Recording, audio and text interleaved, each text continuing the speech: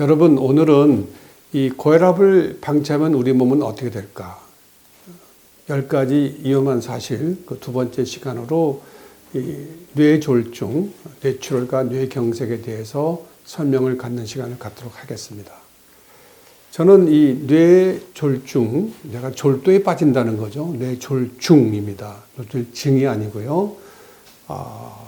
이 사진을 꼭 이용을 하는데, 우리가 존경하는 처칠경과 루즈벨트 대통령, 우리에게 정말 쓰라린 그 분단을 가져온 또 싫어하는 스탈린, 이 세 사람 모두 결국은 뇌졸중으로 사망을 하게 됩니다. 고혈압과 뇌졸중.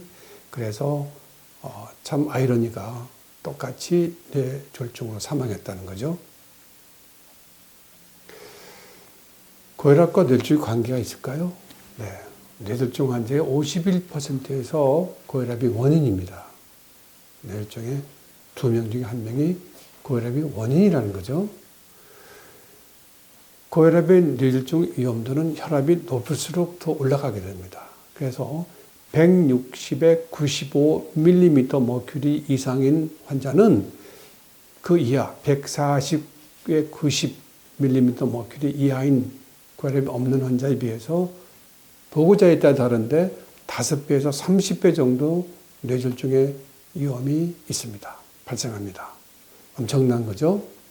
이걸 보게 되면 고혈압을 꼭 치료해야 된다는 얘기죠. 특히 어떤 환자들이냐면 야간의 고혈압, 새벽의 고혈압, 또 변동성이 큰 혈압, 잴 때마다 들쑥날쑥 하시는 분, 혈압이 올라갔다가 좀 높았다가 또 올라갔다 높았다 이런 분들한테서 뇌졸중이 더 많이 발생한다는 겁니다. 그 다음에 수축기 혈압이 20mm 머큐리 이상 오르고 이완기 혈압이 10mm 머큐리 이상 올라갈 때 이 뇌졸중의 빈도가 2배씩 증가한다는 거예요. 그렇죠? 140에 90이, 그 다음에 160에 90인 사람은 140에 90인 이상인 몸보다도 2배 이상 더 증가한다는 얘기죠. 일단 맥압, 수축기압과 이완기 혈압을 뺀 거예요. 예를 들어서 130에 70이다. 밀리미터 머큐리면 맥압이 130 빼기 70이면 60이 되는 거죠. 연세가 드실수록 혈압이 160에 70, 그럼 맥압이 어떻게 돼요? 90이 되죠. 130에 70인보다 160에 70인분은 맥압이 더 커진 거죠. 이렇게 차이가 큰 사람, 맥압이 10mm 머큐리 이상 오를 때 뇌졸중이 비슷하게 11%씩 증가한다는 거죠. 맥압이 클수록 뇌졸중의 변도가 높아요. 그래서 나이 드신 분들이 걱정을 많이 하세요. 아래 혈압이 너무 낮고 위 혈압이 높다. 어떻게 해요? 위 혈압을 떨어뜨려야 됩니다. 그 아래 혈압도 조금 내려가요. 그렇지만 그 맥압 차이는 많이 줄어듭니다. 맥압 차이를 줄이는 게 굉장히 중요한 거죠. 고혈압과 뇌졸중의 그 종류를 한번 살펴보도록 하겠습니다. 뇌졸중이 여러 가지가 있어요. 그 중에 대표적인 게 출혈이냐, 막힐 경색이냐예요. 자, 뇌경색, 막힐 경, 막힐 색입니다. 뇌혈관이 막힌다는 얘기예요. 막혀서 뇌세포가 죽는 겁니다. 이거는 뇌혈관이 점점 좁아져서 막히는 경우, 죽상동맥경화증이죠. 하나는 뇌색전, 혈전이 어디서든 생겨서 날아가는 거예요. 색전은 혈관 내에 생길 수도 있고 심장 내에도 생길 수가 있어요. 이 색전이 날아가는 거예요. 혈관이 막히게 되죠. 그래서 뇌색전증 이런 게 있습니다. 뇌출혈, 뇌혈관이 동맥류가 파열되는 거예요. 약해진 뇌가 터져서 뇌출혈이 오는 거예요. 그 다음에 세 번째, 작은 소동맥, 뇌에 작은 소동맥이 있어요. 혈관과 혈관을 이어주는 이 작은 혈관, 소동맥, 1mm 이하의 동맥을 소동맥이라고 그래요. 그 소동맥이 막히면 크게 그 뇌 기능에 그 갑작스러운 변화는 없지만 이게 쌓이고 쌓여서 뇌 기능에 저하를 가져오게 됩니다. 이건 자기가 잘 못 느끼게 되죠. 왜냐하면 급작스러운 증상이 없기 때문에. 그래서 고혈압 때는 이 세 가지 타입이 우리 뇌에서 일어날 수 있다. 이런 걸 말씀을 드리고, 그럼 고혈압 환자가 뇌혈관에서 어떻게 죽상동맥경화를 일으켜서 뇌경색까지 이르게 되는가, 이걸 제가 모식을 통해서 설명을 드리도록 하겠습니다. 이 그림은 제가 직접 그려봤어요. 여러분에게 설명을 좀 잘 드리기 위해서. 그림이 잘 그려졌나 모르겠지만 쉽게 그려봤습니다. 이 깨끗한 혈관이에요. 깨끗한 혈관은 깨끗한 뇌피세포가 있고 중막이 있고 외막이 있어요. 이게 혈관 내부입니다. 여기에는 혈관벽에 이런 죽덩이가 쌓이게 돼요.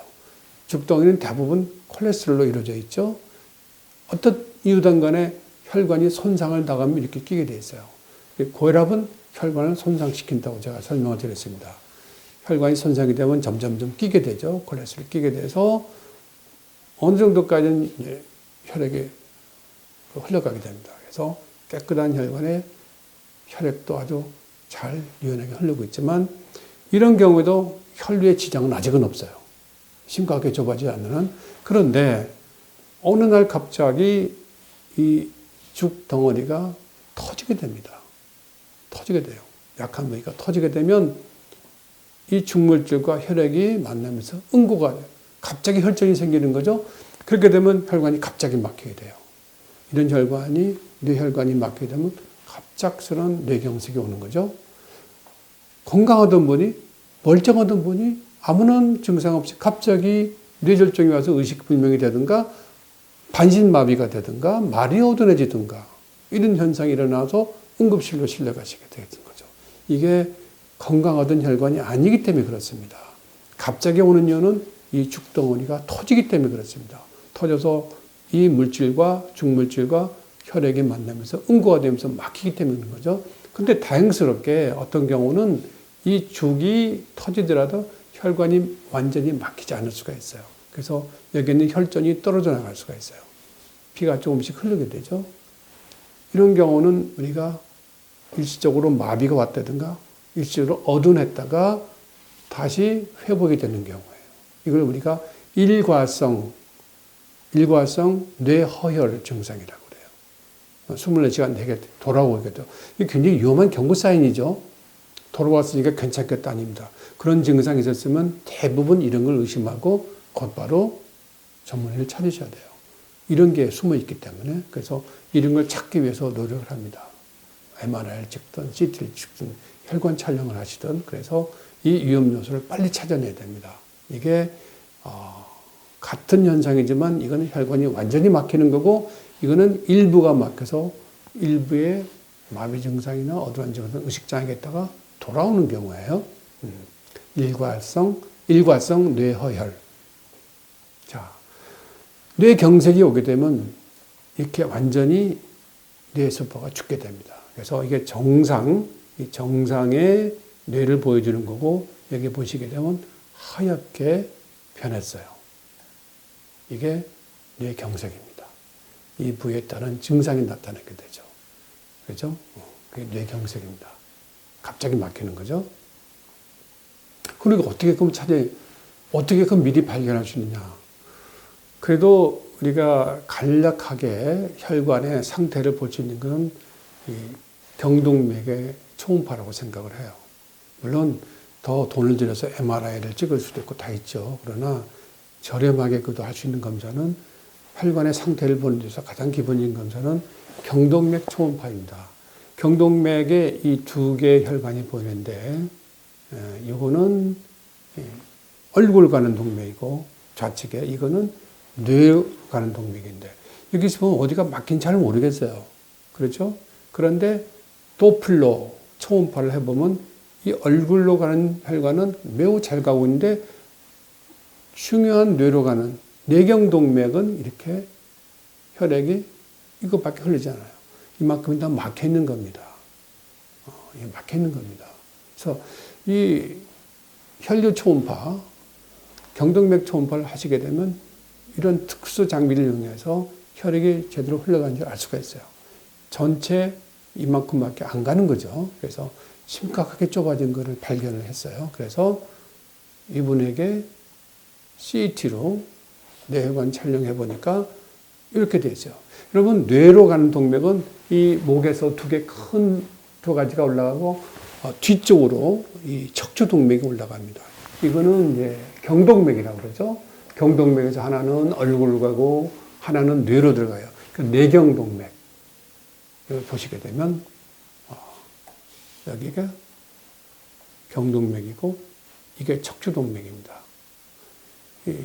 네 개의 기둥이 올라가게 되고 경동맥은 나눠서 얼굴로 가는 거, 그 다음에 뇌로 들어가는 거. 얼굴로 가는 거, 뇌로 가는 혈관은 입구에 이렇게 좁아져 있어요. 거의 막히다시피 이 부위가 바로 이 부위입니다.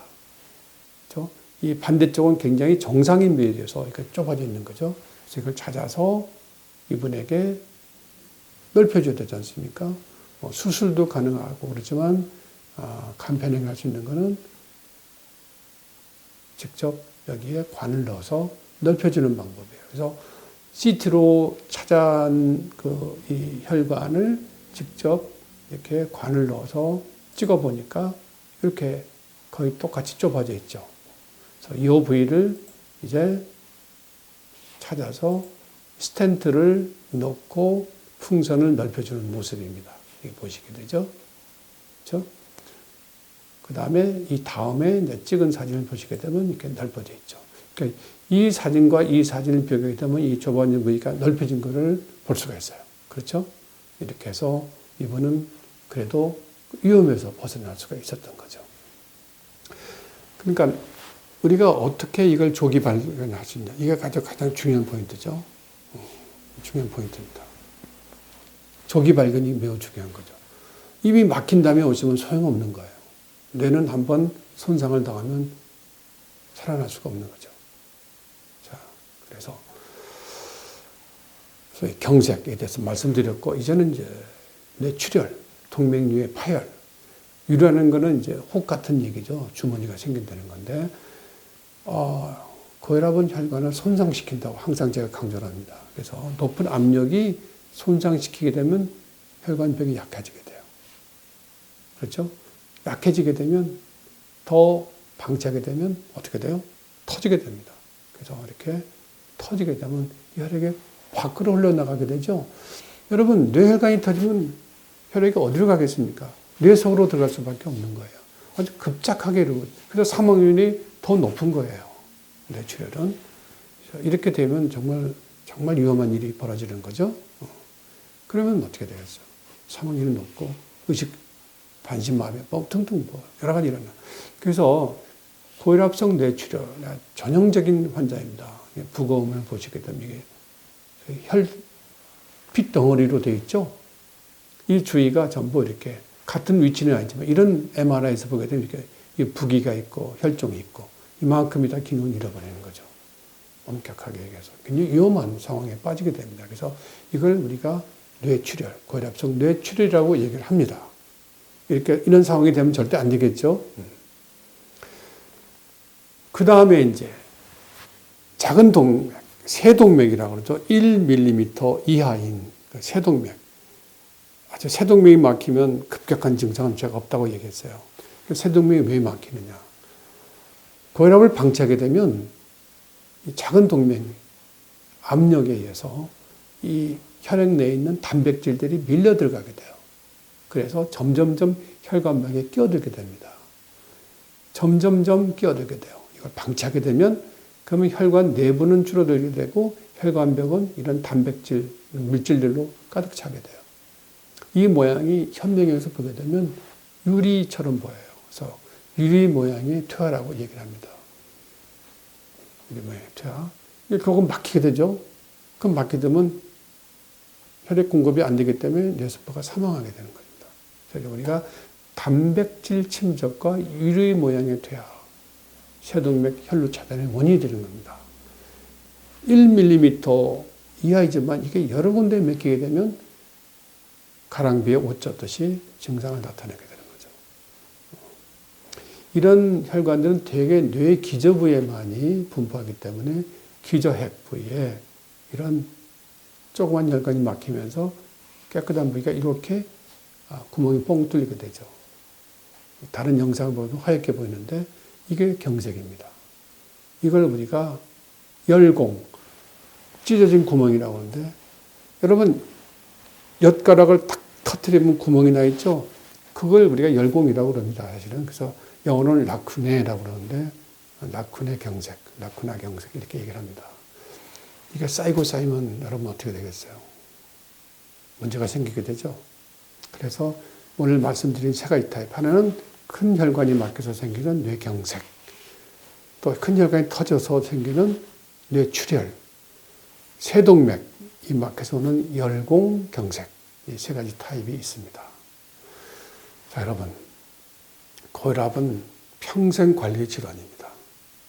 고혈압의 진단은 매우 쉽습니다. 여러분들께서 혈압기를 사서 아침, 저녁 혈압을 재시면 돼요. 혈압 진단은 매우 간단하죠.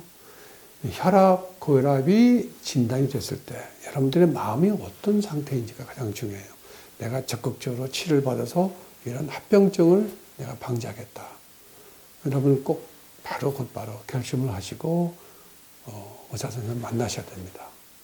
고혈압은 평생 관리 질환이기 때문에 고혈압에 대한 상식을 많이 배우시고 고혈압 치료에 대해서 일가견을 가지셔야 돼요. 그리고 혈압을 열심히 재줘서 그 정보를 선생님께 드려야 됩니다. 이제 꼭 의사 선생님이 사무실에서 재는 혈압만 가지고 치료하던 시대가 지났다는 거예요. 여러분 고혈압 치료를 정말 주저하지 마시고 평생 관리의 질환입니다. 그 관리의 개념을 가지시고 관리를 하시기를 적극적으로 권고드립니다. 감사합니다.